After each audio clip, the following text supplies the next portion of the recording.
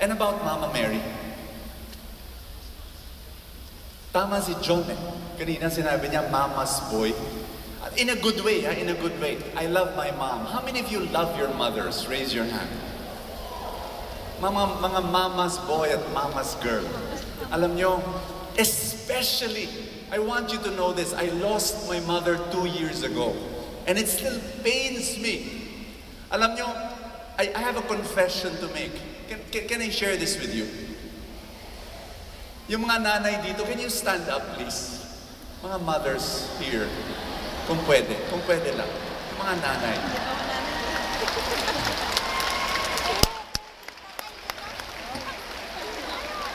Remain standing, because I just want to speak to you. Remain standing. Mothers, I know that you love your children. I know that you want the very best for your children.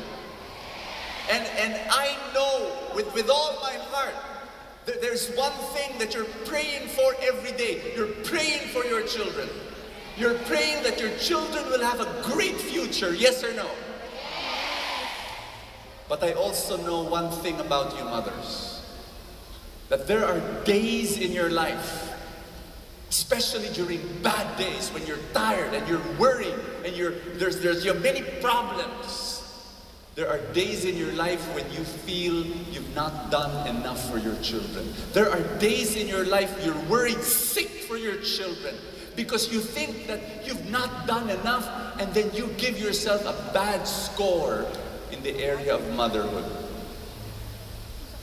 Answer me if I'm right. Mothers, and this is the big problem, mothers, when you give a bad score to your own motherhood, and you feel you're a terrible mother, sometimes your children agree. Ask me why. Because they're kids. They're just kids. They don't see your sacrifice. They don't see the pain that you've gone through. They don't see what you've done all your life. And then they answer you in a rude way. They answer you in a way that you do not deserve. Why? Because they're kids. I have a confession to make, mothers. I was already in my 20s. I was still answering my mother in a rude way, especially when she tells me things that are not age appropriate. When she tells me, 20s na ako, sasabihin ako, Bo, did you drink your vitamins? Bo, did you pray your rosary today? Bo, did you read the Bible today? Bo, dinala mo ba yung jacket? Malamig eh. Nay, 20 na ako, 23 na ako, 24 na ako. I'm not a kid anymore. I want you to know, mothers, my mother never deserved that rude voice from me or that attitude. But I did not know any better. Preacher na ako dun, ha? It was only in my 30s. It was only in my 30s when I realized I was so wrong. My mother never deserved that. She loved me so much. In my 30s, I changed. And that's when I began to embrace her. That's when I began to tell her I loved her. That's when I began to tell her, Mom, I'm so sorry. That's when I started bringing her out on weekly dates. Oh, I remember those weekly dates. Every single Wednesday, I would go to her and she'd be there in the garage already, all dressed up. It was the highlight of her week that I'll bring her out. Ilalabas ko siya. Ito, my mother is from the World War II era. Napaka matipid. Mothers, please listen to me. I remember this. I had so much joy in my heart bringing her out on a weekly date.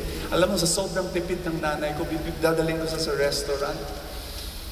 Pag nakita namin, nasa kotse pa lang kami, sasabihin niya, ayoko dyan. Bakit? Mahal. Ma'am, ako naman magbabayad eh. Hindi, mahal. Paano mo alam na mahal? Ayan na, may tablecloth. Oh. Tingnan mo, may tablecloth. Basta may tablecloth sa isip niya, may tablecloth, mahal. Hindi, mami. Pipilitin ko yan. Uupo kami dun sa restaurant. Kukunin niya yung menu. Hindi niya titignan yung kaliwa. Titignan niya yung kanan. Pipiliin niya yung pinakamura. Ito gusto ko. Ma'am, you cannot pick that. Hindi, gusto ko to, ma'am, hindi pwede. Bakit gusto ko yan? Ma'am, extra gravy. 30 pesos. Ma'am, hindi pwede yan. Alam mo, one of the most beautiful things we have with my mom, would you want your children to have weekly dates with you? Mothers? You know, after we eat, ito gagawin niya. Nung tapos na, Mom, do you want dessert? Tatanungin ko. Alam mo, sasabihin niya, Bo, wag dito sa restaurant na to. Lipan tayo sa ibang restaurant, sa dessert. Not because of the dessert. She just wants to spend more time with me. And I said yes every time. Kasi nagbago na ako eh. Mothers, kung ngayon yung anak nyo, hindi pa masyadong nakikita yung pagkakamali nila, sinasagot ka pa rin. Kinakalimutan ka. Taking you for granted. One day, believe me, let's pray together. Your children will realize how much you love them. And they will come to you and they will tell you, I'm sorry. I love you.